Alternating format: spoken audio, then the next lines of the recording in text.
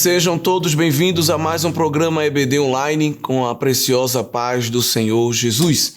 Hoje trazendo orientações para a lição de número 3, que trata do perigo do ensino progressista.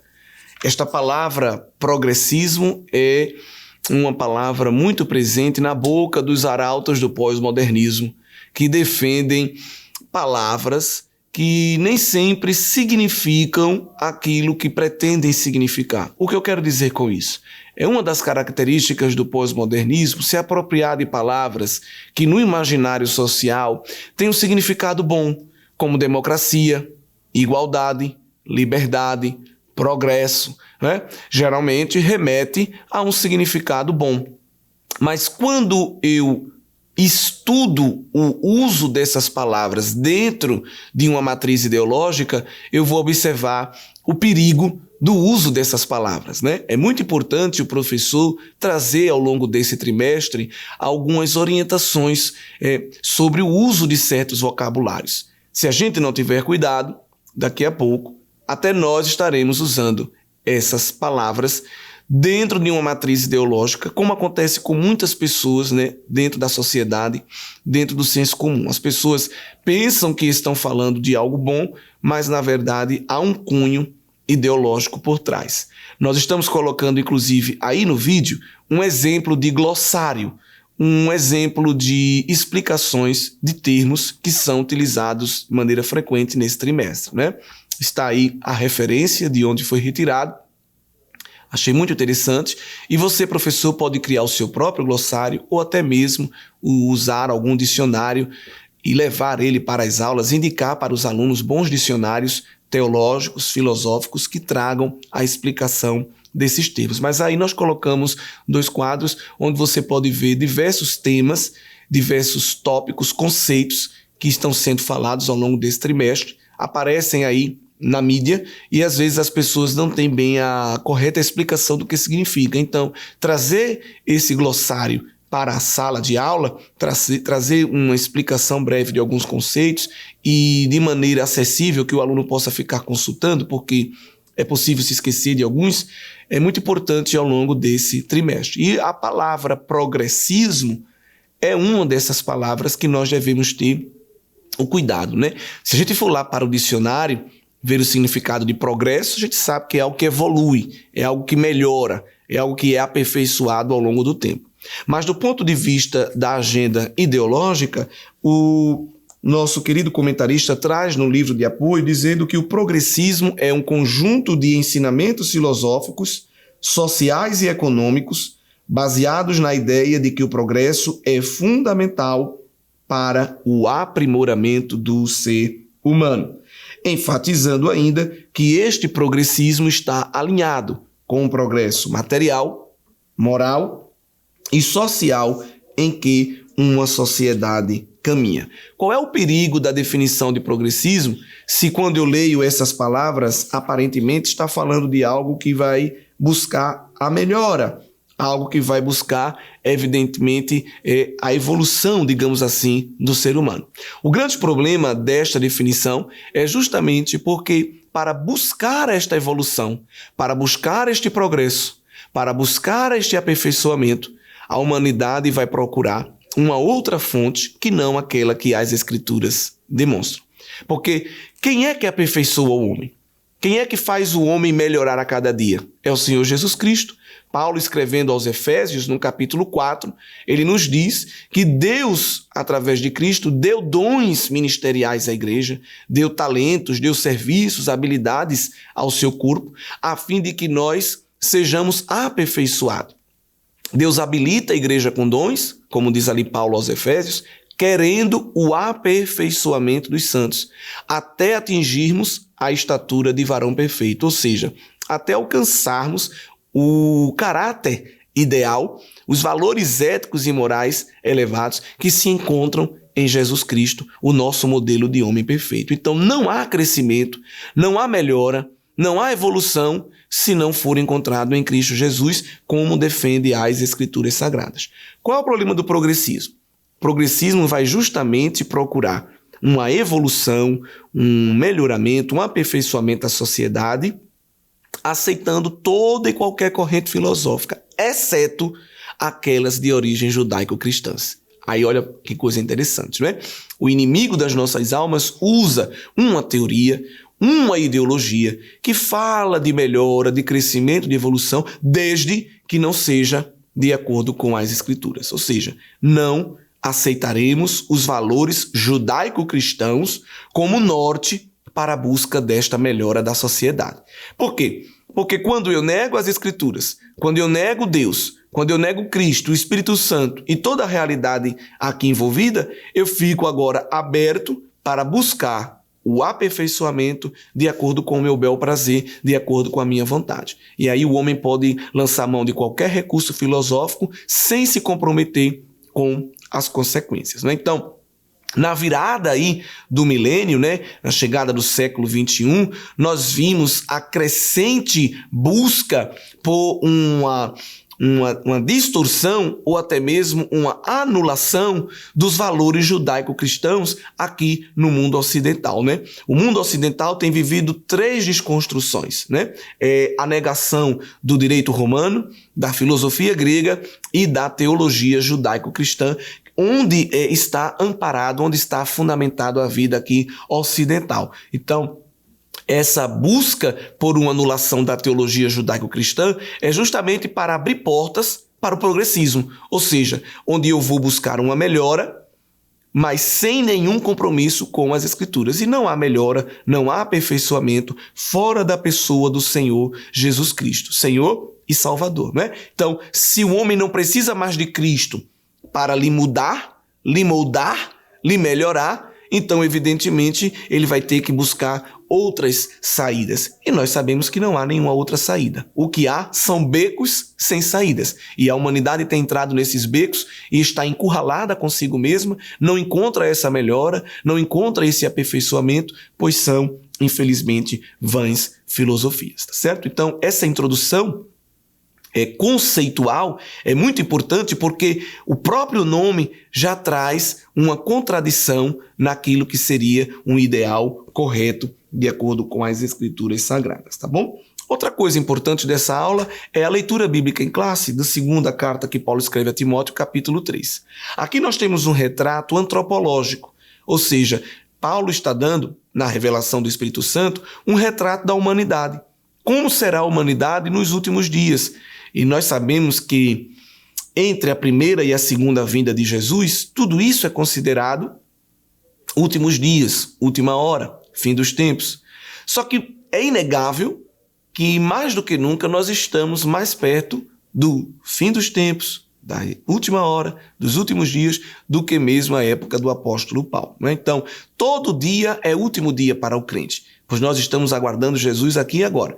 Mas a degenerescência moral, a desconstrução da sociedade, a corrupção dos valores éticos e morais demonstram cada vez mais que nós estamos no tempo do fim. E quando Paulo escreve aqui, dizendo que os últimos dias seriam tempos trabalhosos, ou em outra tradução aqui, tempos terríveis, ele dá aqui uma perfilação da identidade da humanidade de maneira geral, porque claro que há pessoas que fogem desse padrão. Os homens serão egoístas, avarentos, presunçosos, arrogantes, blasfemos, desobedientes aos pais, ingratos e ímpios, não terão amor pela família. Veja, só essa característica sem amor pela família, nós já temos visto isso muito bem. Se há algo que tem causado aversão em muitos progressistas, é justamente a ideia de família. A ideia de família tradicional, do ponto de vista bíblico. Então, há uma aversão ao sentimento familiar, há uma aversão até a constituir família. As pessoas querem viver individualmente. Essa é uma característica do homem pós-moderno, né? Ele é avarento, ele é egoísta, ele é individualista ao extremo. Também são irreconciliáveis, caluniadores, não possuem domínio próprio, cruéis, inimigos do bem, traidores, precipitados, soberbos, mais amantes dos prazeres do que amigos de Deus e têm uma aparência de piedade, mas negam o seu poder. Então, o interessante de tudo isso é que essas pessoas possuem todas essas características desagradáveis, mas o apóstolo encerra pintando este quadro identitário, mostrando que a aparência é de piedade.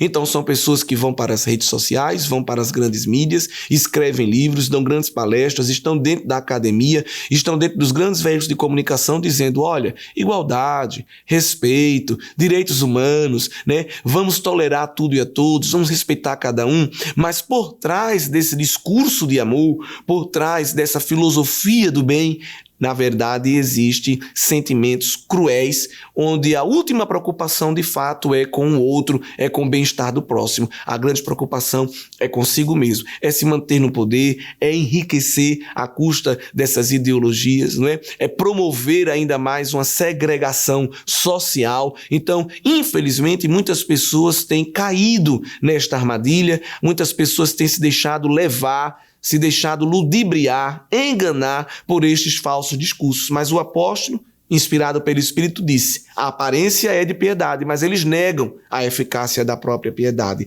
Destes, afasta-te. Não há como conversar, dialogar, conviver, porque uma das características é que são irreconciliáveis. Observe que o apóstolo não está mandando a gente se afastar de toda a humanidade.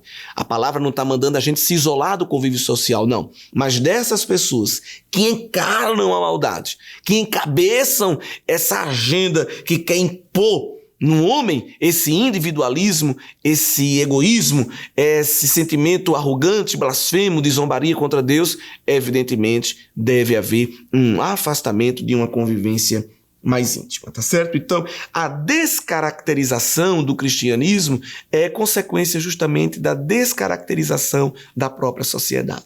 Uma sociedade que se descaracteriza, uma sociedade que tem uma ideia de humanidade muito diferente das Escrituras, né? Não enxerga o homem como Deus enxerga, não enxerga a família como Deus enxerga, não enxerga as relações sociais como Deus enxerga e, evidentemente, vai se trazendo uma descaracterização de todos os setores da sociedade, inclusive da religião cristã. E aí é um termo que o comentarista usa muito interessante, é a erosão da ortodoxia.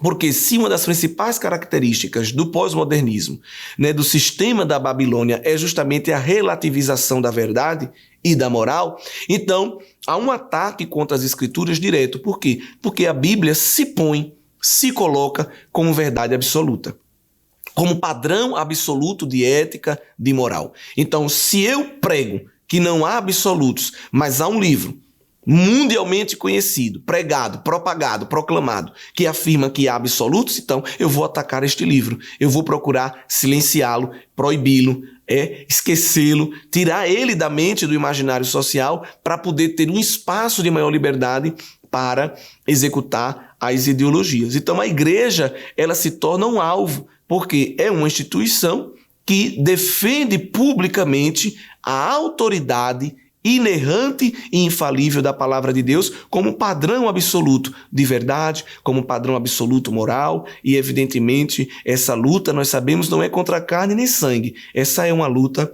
espiritual. E aí, é evidentemente que muitos inimigos de Deus não vão lutar de maneira frontal contra as Escrituras, mas vão procurar de maneira sutil, essa é uma das características do diabo, através de astutas ciladas, de maneira sorrateira, se infiltrar dentro do contexto religioso para passo a passo ir destruindo, passo a passo ir erodindo. A palavra que o comentarista usa é muito boa, erosão, porque a erosão é um desgaste crescente, paulatino, gradativo, né? Uma rocha não é erodida do dia para a noite, seja uma erosão eólica, né, pelo vento, uma erosão pela água, uma erosão química, mas ela é gradativa. Então, esta erosão da ortodoxia, ela tem sido gradativa ao longo dos anos, não é? Passo a passo, através de uma infiltração, da inserção de pequenas heresias, de ensinos doutrinários contrários à própria palavra de Deus, e as pessoas vão abraçando e não percebem que estão abraçando o próprio inimigo, não é? Estão abraçando aí o ensino da morte. Então, Como é que se dá essa erosão doutrinária? É justamente quando eu procuro substituir o ensino da palavra pelos pilares da cultura, né? A cultura, a sociologia, a filosofia se coloca como uma autoridade acima das escrituras, né? Esta figura, para você poder entender isso muito bem, né? Há duas estratégias. Primeiro é de compartimentalizar a fé a um canto, sem interação com mais nenhuma realidade da vida. Então, eu jogo tudo que é espiritual para o andar de cima e deixo aqui embaixo o que interessa do ponto de vista palpável, tangível, né? A realidade, aí eu digo que é tudo relacionado à razão, à ciência, ao empirismo, né? Aquilo que eu posso tocar, aquilo que um método científico pode ter contato. Então, tudo isso é real. As demais coisas que o método científico, a ciência, a filosofia, a sociologia não pode explicar, isso vai tudo para o andar de cima e aí é subjetivo. Cada um é responsável pelo seu e não deve se intrometer no do outro, né? Então essa é uma estratégia. A outra estratégia é colocar esse mundo espiritual, teológico, subordinado à autoridade da ciência, à autoridade da cultura, a autoridade dos padrões sociais. Então, existe, eu reconheço, é possível, mas quem vai afirmar a última palavra não são as verdades teológicas, mas sim as verdades da cultura, né, da sociologia e outras ciências. Então, são duas estratégias que o inimigo utiliza, bem parecidas, e nós colocamos essa figura porque você pode utilizar ela na aula para que o aluno interprete e detecte, né? Detecte justamente esse funcionamento macabro que o inimigo propõe, ideológico, justamente para deturpar e, o objetivo principal, anular a escritura sagrada da nossa vida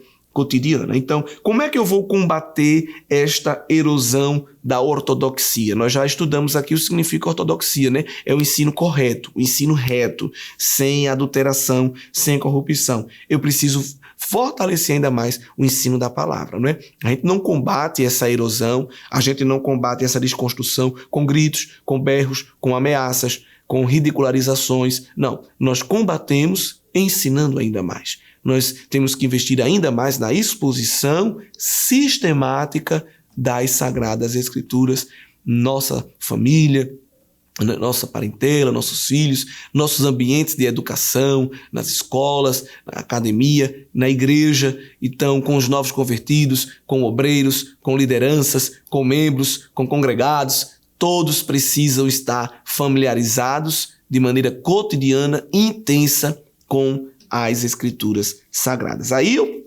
tendo uma boa formação acerca das Escrituras, eu posso detectar, discernir onde há uma erosão ortodoxa, onde está havendo uma desconstrução, onde o inimigo está querendo minar a força, embora que ele não consiga, porque a palavra tem autoridade própria, mas ele alcança pessoas, ele não destrói a palavra, mas ele consegue destruir vidas, pessoas que deixam de crer na palavra como autoridade máxima para adotar outro conjunto de regras, tá certo? E aí entramos no segundo tópico desta lição, que com certeza tem para nós algumas orientações e alguns apontamentos de algumas teologias. E convidamos você também para estar aqui conosco neste segundo tópico. Bem, queridos, então, retornando aí ao segundo tópico da lição, que tem as teorias progressistas, né?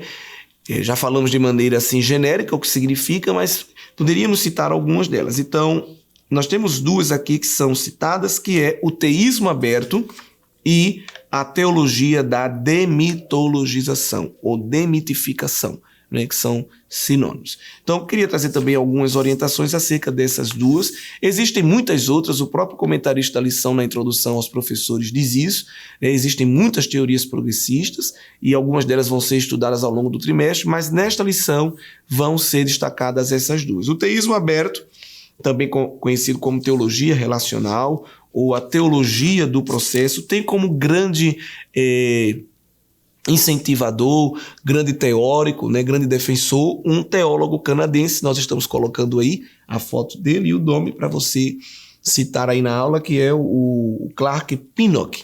Ele que é, de acordo com seus próprios escritos, um grande discípulo de dois teólogos alemães, o Bultmann e o Pannenberg, Wolfhard Pannenberg.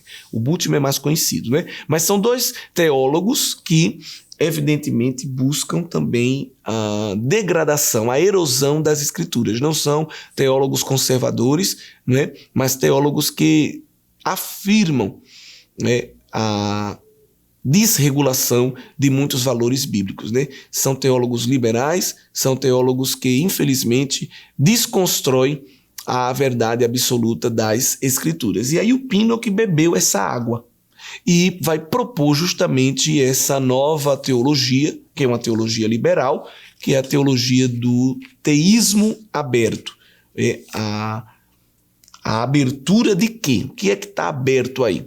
É a abertura da mente de Deus, do ser de Deus. Em que sentido? É isso que a lição vai nos explicar. Uma das principais características do teísmo aberto é que Deus, ele é limitado à criatura. Veja que coisa interessante, não é? Uma coisa perigosa até, mas interessante no sentido de alguém desconstruir as escrituras a tal ponto de negar a própria identidade de Deus. Quais são os 5 pilares, então, do teísmo aberto? Estamos colocando aí uma figura, um quadro que pode lhe ajudar também a acompanhar.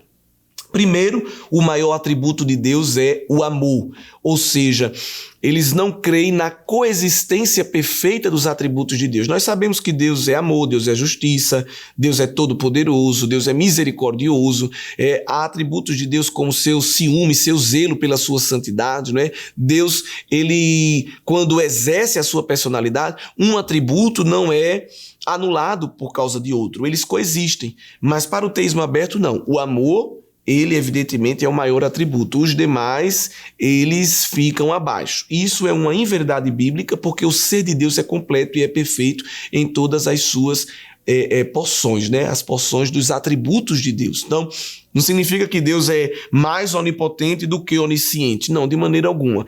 Todos os atributos de Deus, inclusive o amor e a justiça, estão perfeitamente equilibrados entre si. Por isso que o ser de Deus é perfeito. Deus não é um ser com transtornos de personalidade. Mas o teísmo aberto diz que não. O maior atributo de Deus é o amor e os outros atributos não podem ferir esse amor. Então aí você já sabe, né?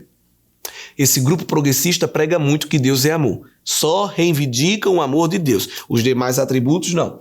Segundo, Deus não é tão soberano assim. Ele não é tão onipotente assim. Mas que loucura. Pois é. Para eles, Deus vai depender das minhas ações. Ele me deu livre-arbítrio e eu domino as decisões de Deus. Em que sentido?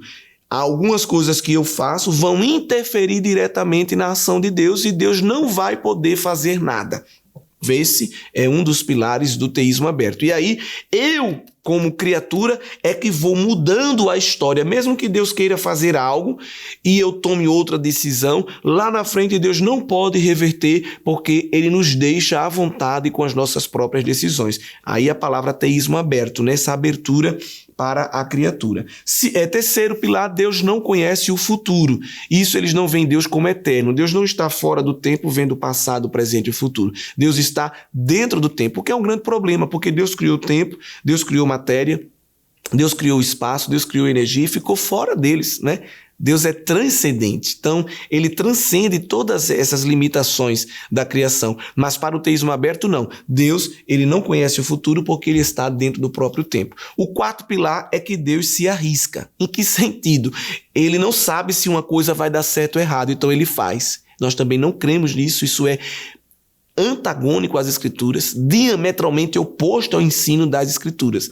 Deus não se arrisca, Deus tem o controle do tempo, Deus tem o controle das decisões, Deus tem o controle da história. Mesmo quando Deus criou o homem resolveu pecar, nós não vamos ver Deus perdido, nós não vamos ver Deus embaraçado com a decisão do homem, pelo contrário, Deus já tinha o plano da redenção.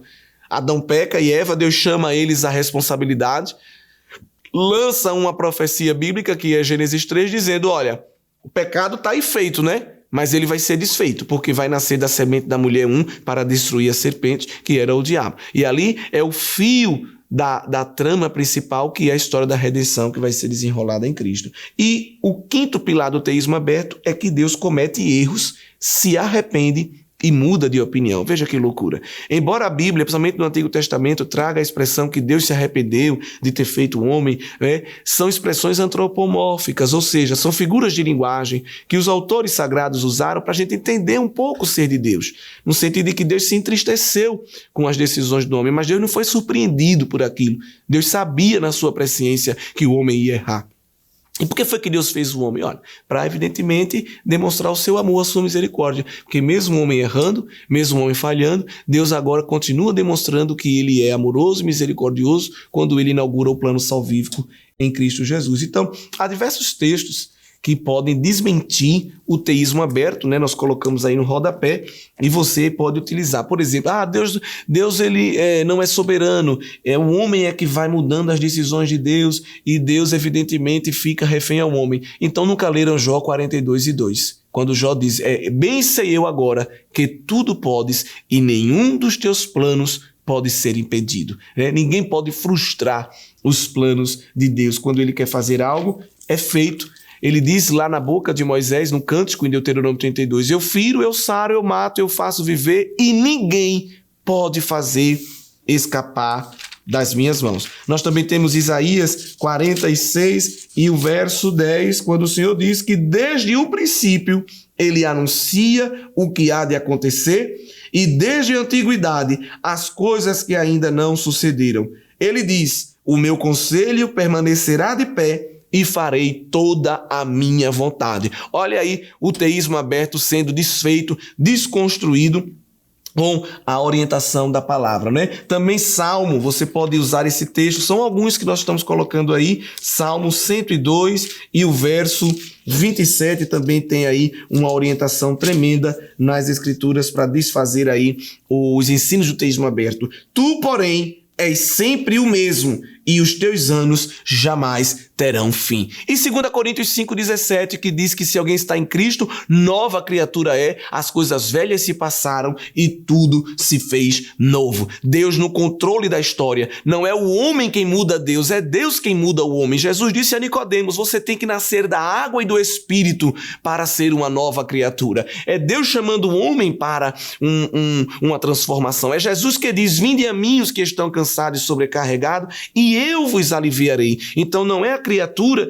que muda o Criador, mas é o Criador que muda a criatura. Então é fácil de desmontar os ensinos heréticos do teísmo aberto, tá bom? E aí também nós temos a teologia da demitologização. É um nome que fica bem grande porque vem de mito ou demitificação. É um pouco mais fácil de falar. Essa teologia também é uma teologia liberal. E qual é a principal característica dela? Desconstruir as verdades absolutas das Escrituras, mirando exatamente nos milagres e em tudo da realidade espiritual. Então, para a teologia da demitificação, tudo que é espiritual nas Escrituras é um mito. Então, céu, inferno, a ressurreição de Jesus, os milagres do Antigo Testamento, como por exemplo o dilúvio, a abertura do Mar Vermelho, ou até os milagres do Novo Testamento do próprio Senhor Jesus Cristo,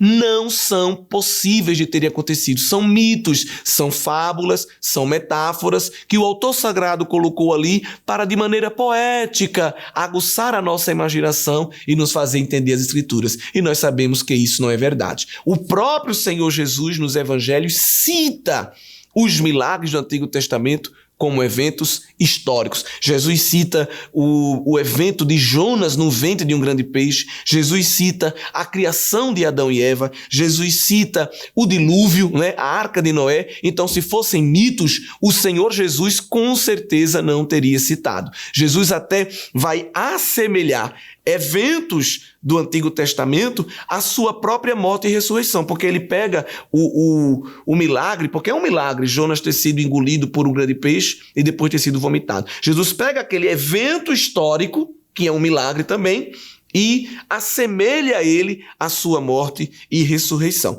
Então, queridos irmãos, é fácil também desmontar a teologia que tenta tornar as verdades espirituais em mitos. Ela é oriunda da igreja emergente e também de um pilar teológico da igreja emergente que tem como principal característica tirar a autoridade das Escrituras e buscar um ensino mais subjetivo, ou seja, onde a verdade é meramente uma questão de ponto de vista. E o pilar que assenta a igreja emergente é a hermenêutica generosa. Você pode pesquisar também mais informações, aí na internet também tem muitos livros acerca disso. A hermenêutica generosa, ela vai dizer que a Bíblia não é uma obra proposicional com doutrinas, com ensinos, mas uma grande narrativa devocional com aplicações para a sua vida baseado no seu ponto de vista. Daí por causa a existência desse termo hermenêutica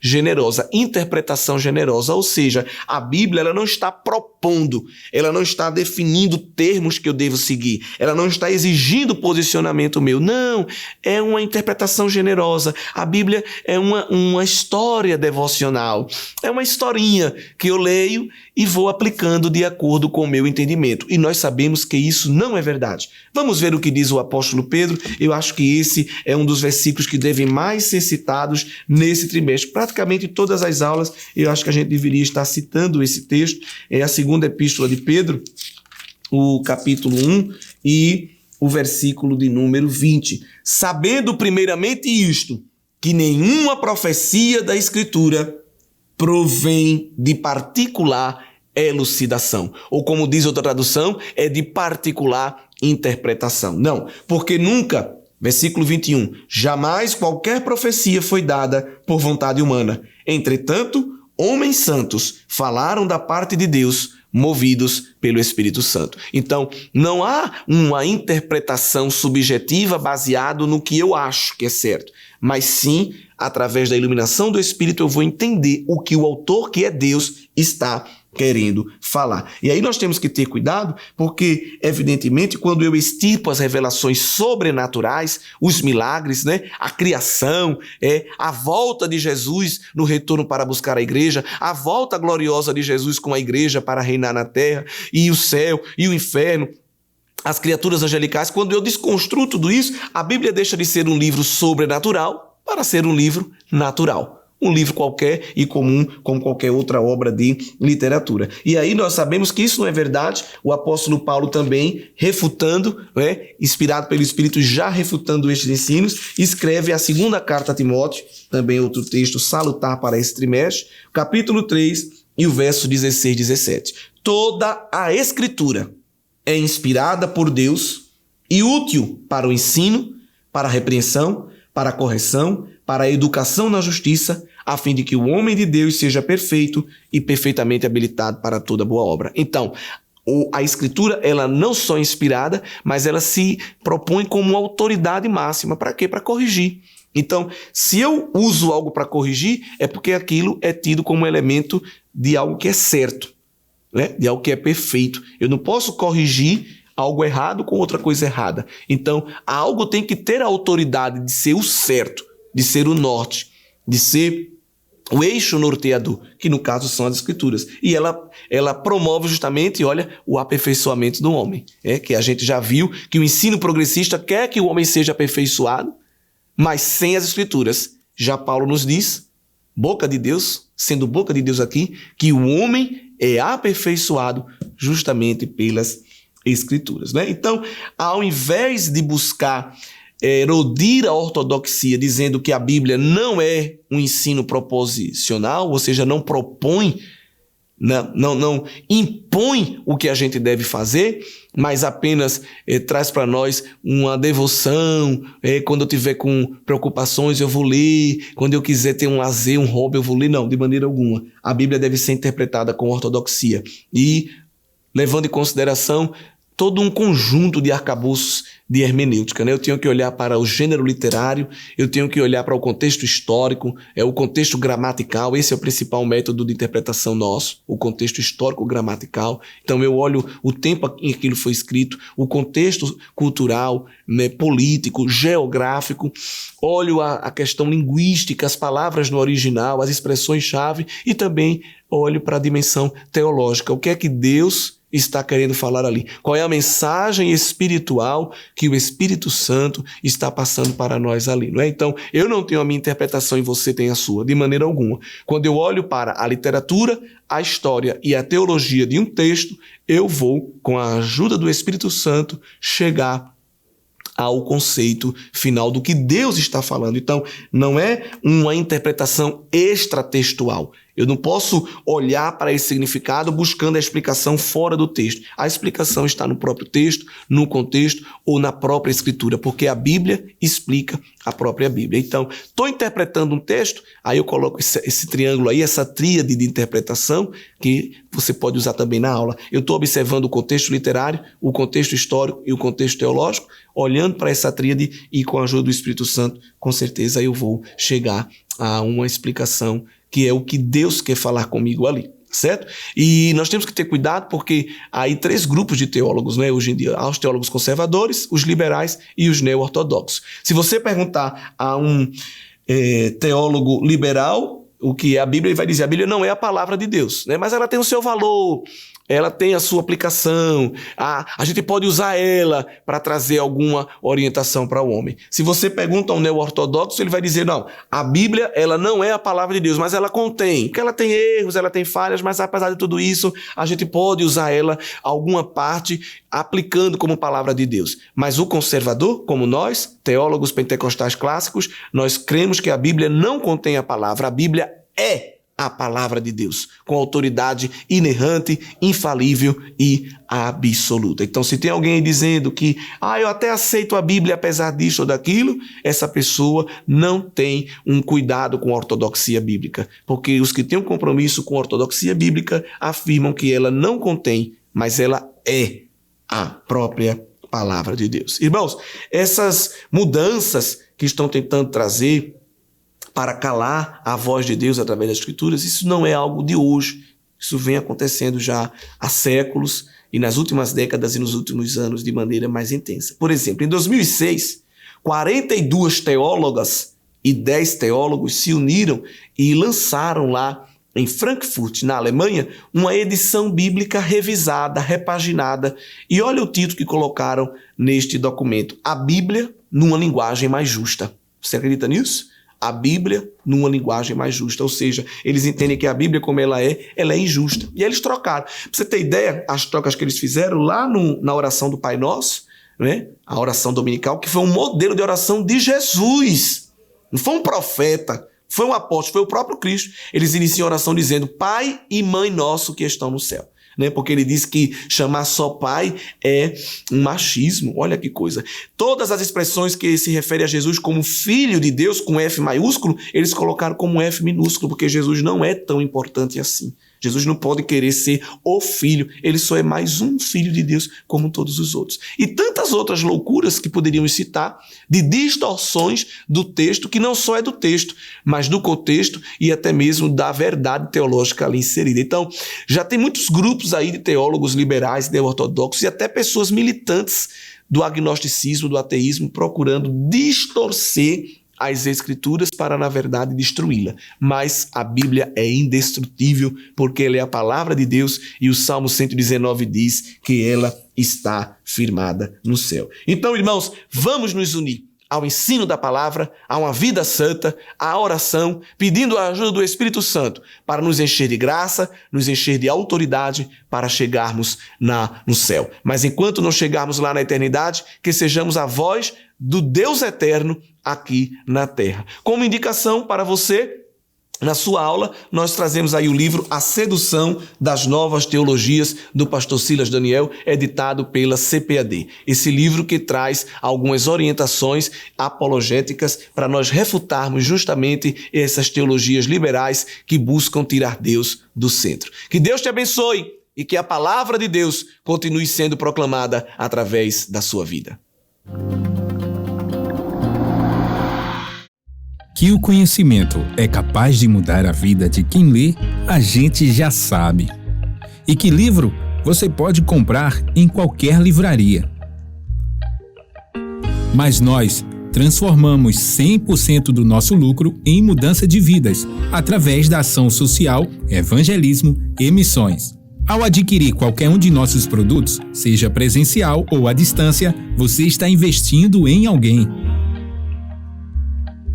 Na próxima vez que você for comprar livros ou artigos evangélicos, não vá em qualquer lugar. Vá na Livraria Arca Missionária. Uma nova história começa quando você compra aqui. A contribuição através do Pix. Uma operação rápida, segura e sem custos. Abra o aplicativo do seu banco, clique na opção Pix e em seguida vá na opção Transferência. Depois é só digitar nossa chave Pix, que pode ser o nosso CNPJ 11 120 490 0001 86. Nosso e-mail contribua@eadalp.org.br ou nosso celular 81-98883-2755. Verifique se a contribuição é para a Igreja Evangélica Assembleia de Deus em Abreu Lima, Pernambuco. Confirme a transferência e depois siga o procedimento do seu banco. Anote nossas chaves Pix para não esquecer. CNPJ 11 120 490 0001 86. E-mail contribua@iadalp.org.br. Celular 81-98883-2755. Você está contribuindo para o crescimento da obra de Deus.